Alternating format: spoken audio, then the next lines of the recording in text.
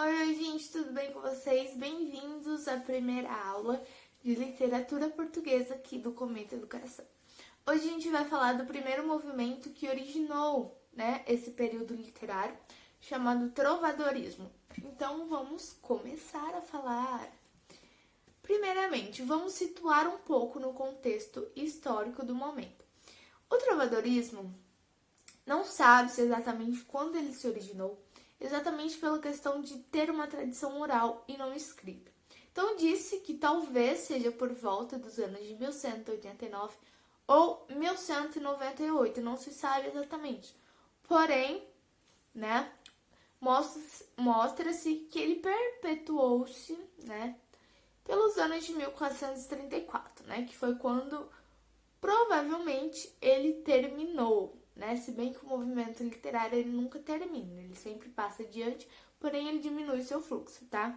Não categorizem o movimento literário sempre em números ou datas, porque a verdade não existe um começo e não existe um fim para um movimento literário, tá? Ele sempre está presente, independente. Mas vamos lá.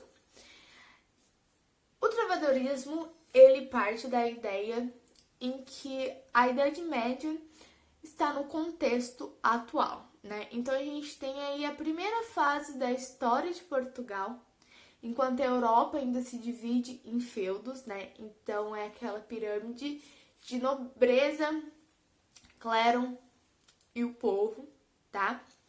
E a gente tem um declínio do Império Romano, que foi um império que veio colonizando, tá?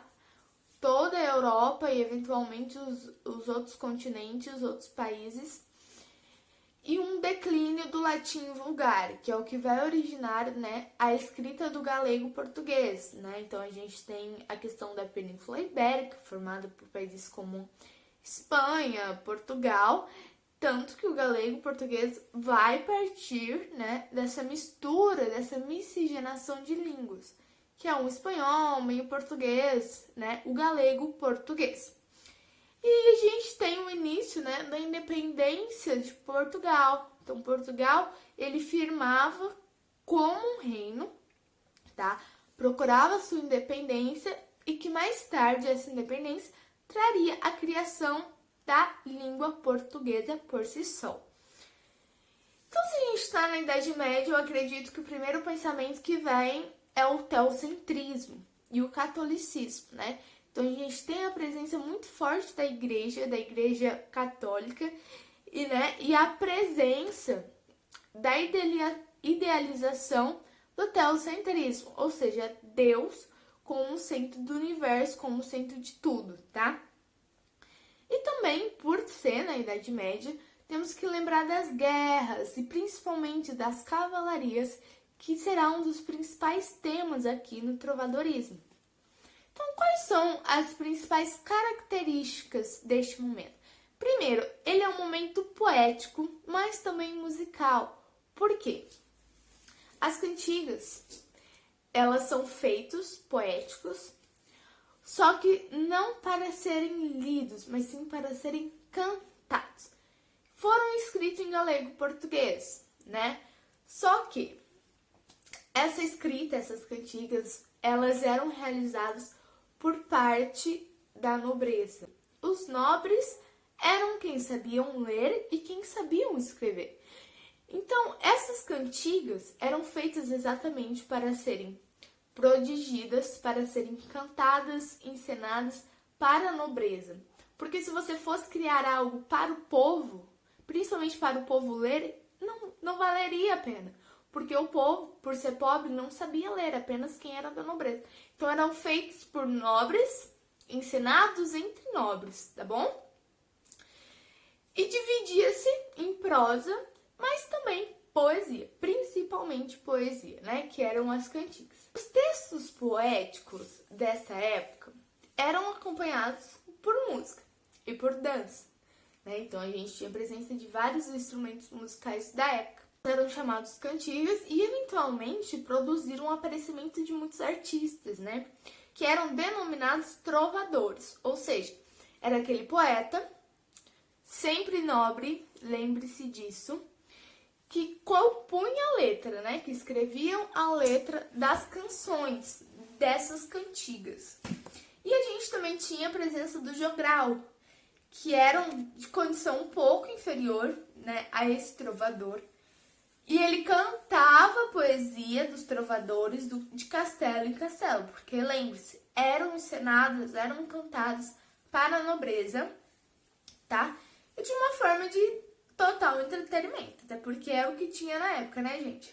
E tinha as jogralesas, que eram as moças, tá? Que cantavam, às vezes até tocavam alguns instrumentos, mas sempre dançavam. Então fazia parte de todo esse encenamento para a nobreza. As cantigas, elas são divididas em 2 gêneros que irão se subdividir. Ou seja, a gente tem o gênero lírico, que dará início às cantigas de amor e às cantigas de amigos. E o gênero satírico, né, que são as cantigas de escárnio e de maldizer. Então vamos lá. As cantigas de amor, né, que é esse gênero lírico amoroso, elas sempre se passavam em um ambiente palaciano. Ou seja, a história, né, que perpetuava essa cantiga, quem escrevia essa cantiga, que era sempre um eu lírico masculino, né, então um homem da nobreza escrevia a cantiga, e na sua cantiga era um personagem masculino, tá, que idealizava e que falava sobre algo. Então, esse trovador, né, ele fala ao seu senhor, ele fala ao seu superior, mas ele nunca disse o nome, tá? Porém, o que ele diz, né, a esse senhor? Ele diz a respeito desse amor cortês. A gente tem sempre a presença do amor de uma forma muito cortês, muito respeituosa, de certa forma. Pense o seguinte, a gente está num período feudal. Então, automaticamente, a gente tem que utilizar o povo feudal como uma fonte de inspiração, né? Então, é sempre um vassalo, né? Um pobre que se apaixona por uma mulher, que se idealiza essa mulher. E essa mulher, ela é sempre muito inalcançável, ou porque ela é casada, ou porque ela faz parte exatamente dessa classe social extremamente oposta a esse vassalo, né? A esse personagem da cantiga. E aí, é um amor que nunca é correspondido. Por mais cortês que ele seja, ele nunca vai ser correspondido, porque é algo totalmente impossível. Então, essa é a característica principal dessas cantigas de amor. Cantigas de amigos são aquelas cantigas mais femininas, por assim dizer. Eram escritas por homens, lembre-se disso. Só que aqui o eu lírico é feminino. Então, passa-se num ambiente rural. Não passa mais uma história na nobreza, nem com mulheres nobres, nem nada do tipo. Mas sim mulheres camponesas. E esse eu lírico sempre exprime um sentimento feminino, né? Então, a personagem ali é feminina. E é uma mulher que sofre por estar separada do seu amigo. Só que óbvio que não é amigo, né? É amante ou namorado, tá? Então a gente sempre vai ter essa presença feminina e essa presença feminina sempre vai dialogar com outras presenças, tá? Então ela sofre pela perca deste amor e por isso ela precisa dialogar, seja com uma mãe, seja com um amigo e principalmente com as figuras da natureza, tá? Então sempre essa questão da mulher conversando com as flores, com as ondas, com as árvores. A gente chega, né, na minha parte, digamos, favorita, que é a poesia satírica. A poesia satírica, ela tem uma documentação muito importante, porque na medida, né, das suas convenções literárias, elas exprimem muito um valor crítico, né? Então as cantigas satíricas, elas vão se dividir em cantigas de escárnio, né, que são uma linguagem extremamente popular, onde muitos palavrões e figuras obscenas vão estar presentes. Elas têm o objetivo, sim, de satirizar alguém, ou então comentar, né, sobre alguma situação. Porém, ela é uma escrita maliciosa, sabe? Ela sempre tem uma indireta ao subentendido. Então ela nunca diz, só que ela dá a entender. E aí a gente vai ter as cantigas de maldizeres, né? Que é quando o poeta realmente zomba de alguém de forma totalmente direta. Então, se a descarno ele dá a entender, aqui ele vai dar totalmente a entender. Ele vai falar mesmo, tipo assim, ó, você fez isso e eu vou zombar de você, entendeu? Então, ele dava o nome da pessoa, ele atacava e usava aquelas palavras extremamente baixas e obscenas, tá? Sim, a gente já tinha isso no trovadorismo. Então, vocês imaginam como eram os trovadores da época. Aí você pensa, nossa, mas é uma pessoa da nobreza fazendo isso? Exatamente, né, gente? E aí, como eu disse, por mais que ela seja, sabe? Por mais que ela seja de tal obscenidade ou palavras baixas, toda poesia satírica, de certa forma, tem essa questão de criticar. Aqui era crítica a esse burguês, sabe? Então, o próprio nobre, de certa forma, criticava outro nobre. Só que ele sempre também deixava muito evidente a fraqueza do clero, né? O clero, que era a igreja, todas as suas coisas que ela faziam. Porque vocês sabem, né? O catolicismo, principalmente na Idade Média, sinceramente, fez coisas horríveis, inimagináveis. Só que ninguém ia contra a igreja, uma vez que indo contra a igreja, iria contra Deus, né? Então, esse movimento literário foi importante exatamente por isso, né?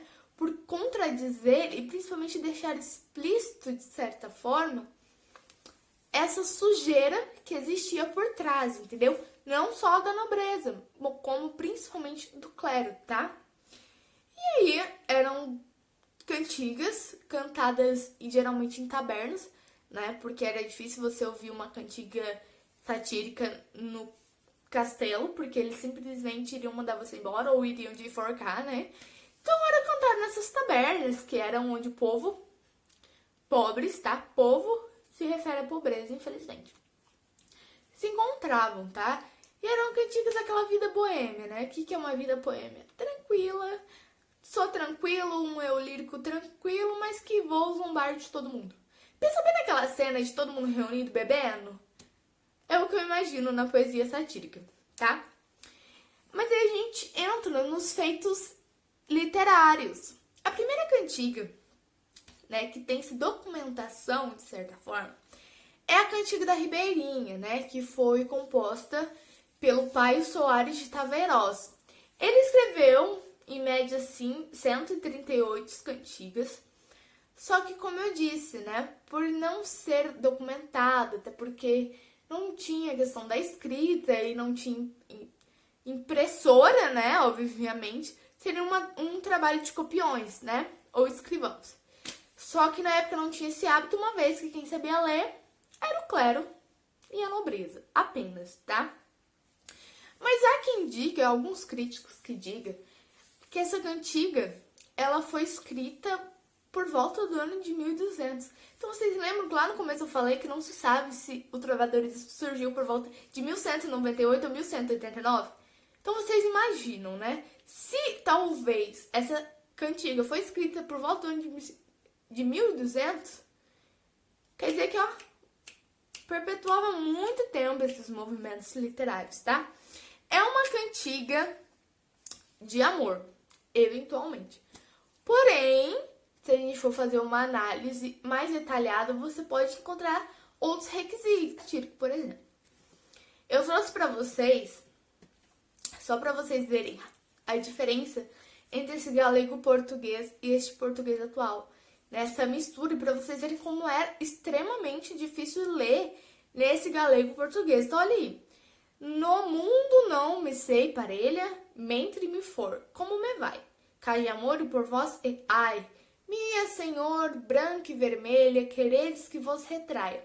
Quando vos eu vi em saia, bom dia me levantei, que vos então não vi feia. E minha senhor, desaquela, que me foi muito mal de ai.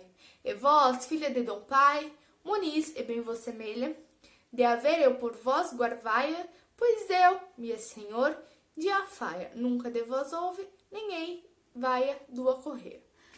Entenderam alguma coisa? Provavelmente não, né? Então, vamos ler no português pra vocês terem uma ideia. Rapidinho, tá? No mundo ninguém se assemelha a mim, enquanto a vida continuar como vai, porque morro por vós, e ai, minha senhora, alva e de pele rosadas, querei que vos retrate, quando eu vos vi sem manto. Maldito seja o dia em que me levantei, e então não vos vi feio. E minha senhora, desde aquele dia, ai, tudo me ocorreu muito mal. E a vós, filha de Dom Pai, Muniz, parece-vos bem que me presenteis como uma garvalha. Pois eu, minha senhora, como presente, nunca de vos recebi algo, mesmo que de íntimo valor. Tô falando de amor. Então a gente tem a questão do amor cortês, né? Por exemplo, quando ele fala que ele viu a dama, né, sem um manto na sua intimidade, só que ele não achou feia, né? Só que em seguida, ele expõe uma reclamação.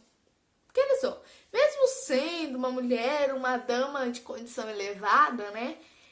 Ele não foi capaz de dar ao seu poeta nenhum presente. Tipo assim, não deu nada. Tanto que ele fala o seguinte, né? E vós, filha de Dom Pai, o Muniz, parece-vos bem que me presenteis como garvalho, pois eu, minha senhora, como presente, nunca de vós receberá algo, mesmo que de ínfimo valor, né? Então ele fala, eu te idealizo, eu te amo, amor cortês, só que você nunca vai me dar nada. Então, tipo assim, ó. Gente, isso é uma análise bem por cima, tá? Porque eu sei que vocês não estão preocupados com uma análise literária, mas se um dia vocês quiserem, a gente faz uma aula só disso e vai ser muito bom. Mas vamos continuar rapidamente. Vocês lembram que eu falei que se divide em poesia e prosa, tá? As prosas são as novelas ou os romances de cavalaria. Eu vou até pegar aqui, né? Um desses romances de cavalaria, que depois eu vou mostrar pra vocês. Então, rapidinho. As prosas de narrativas eram longas e em versos, tá?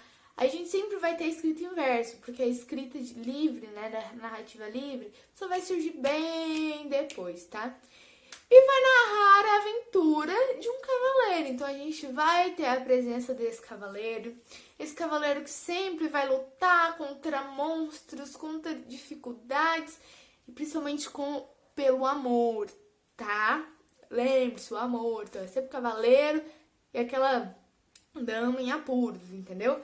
Só que esse cavaleiro, tá? Ele sempre vai servir ao clero. Então, é um cavaleiro que se preza com os ideais cristãos, sempre ele teme a Deus e a igreja independente, tá? E ele sempre vai passar a ideia de honra, de lealdade, tá bom? E os principais romances, né, as principais novelas que marcaram esse período foram que vocês provavelmente conhecem porque viraram filme, né, a maioria, que as mais famosas são O Rei Arthur, da Távola Redonda. Duvido que ninguém nunca viu nada do tipo. Duvido que ninguém ouviu falar de Rei Arthur. A Demanda do Santo Grau. Amadis de Gaula, que eu tenho aqui, né? É bem curta as novelas de cavalaria, mas por que é curta? Como eu disse, era um pouco datados. Então, por exemplo, Amadis de Gaula, como é a maioria, foi muitos requisitos, tanto que não se sabe de onde surgiu Amadis de Gaula. Se foi da Espanha ou se foi de Portugal, entendeu? Então, durante algum tempo, esses países brigaram para saber, não, é daqui, não, é dali, entendeu? Nunca se sabe. E ele, ele originou também dessas histórias contadas, tá? A questão da oralidade. O escritor fez uma seleção, por assim dizer, né? E criou uma edição tipo essa que conta rapidamente a história de Amadis de Gaula. Aqui é uma narrativa livre, tá? Não é uma narrativa em versos, porque é uma edição já mais atual, tá, galera? Mas a história original, como todas, eram em versos. E Tristão e Isolda, que tem o filme, é com o James Franco, por sinal. E eu adoro essa história, o livro é muito bom, é muito diferente do filme. E eu sou, tipo assim, apaixonada, eu sou daquelas que realmente gosto. Eu gosto de romance de cavalaria, sim, tirando algumas coisas, mas eu gosto porque há muita também a presença do místico. Por exemplo, em Tristão e Isolda, né? que vai contar a história da Isolda, do Tristão, que ele era um cavaleiro e tudo mais, só que tem a presença do místico, então ela é uma bruxa, né? E o místico ia contra a Igreja Católica, ia contra os preceitos dela. Então, de certa forma, é uma crítica e uma afronte, né? Então, é muito bom você ver que, tipo assim, mesmo seguindo por cima esses preceitos, há sempre uma crítica inserida nas entrelinhas, né? E a literatura por si é isso, ela sempre tem uma crítica, porque se não tiver crítica, pra nada serve, né? Não que a literatura ela tenha alguma inquisição de passar algo, jamais, né? Jamais. A literatura por si só é uma arte. Só que, né, a maioria das pessoas gostam de ver como uma arte com cunho crítico. Vou deixar um bônus aqui pra vocês na aula de hoje, rapidamente, que eu gosto bastante, que algumas fotos da Idade Média. Vou compartilhar esses slides aqui pra vocês rapidinho. Que são os tipos de castelos medievais. Eu vou deixar algumas fotos aqui pra vocês verem como eram essas construções, tá vendo? Era uma coisa muito, muito legal, que eu tenho vontade. Na verdade, esses slides foram da minha professora de língua portuguesa, e ela visitou, tipo, a maioria desses lugares. E, gente, é fantástico, olha isso, os castelos, tá? Essa é uma imagem de como seriam esses escrivãos, né? Esses trovadores nobres que faziam as cantigas, tá? E os livros na época era considerado raridade, principalmente porque não tinha copiões, né? Então só os altos nobres que tinham. E era produzido, tipo, esse bem dessa forma, tipo, essas iluminuras, sabe? Era capas muito bem produzidas, muitos detalhes de ouros, era coisa, tipo assim, raríssimo. Tinha essa tapeçaria medieval, gosto muito. Eu analisei essa imagem, né, que não convém dizer agora, só que, gente, vocês encontram cada coisa se vocês forem analisar essa imagem. Eram tapeçarias que permeavam, tipo assim, um castelo. E é incrível porque também continha fios de ouros, entendeu? Tecidos extremamente nobres. Então, tipo assim, tudo muito nobre, né? Vocês podem ver que há presença muito de animais místicos e a mulher tá sempre no meio, né? Que é sempre a idealização dessa mulher. Gente, fantástico! E aí a gente entra, né, nas igrejas, que eram, tipo assim, feitos enormes, né? Então, olha essas igrejas. Na época, eu lembro, quando a gente estava estudando, foi quando aquela igreja famosa, a catedral, pegou fogo. Não sei se vocês lembram, foi tipo recentemente. E a gente vendo essas imagens ficava muito triste, né?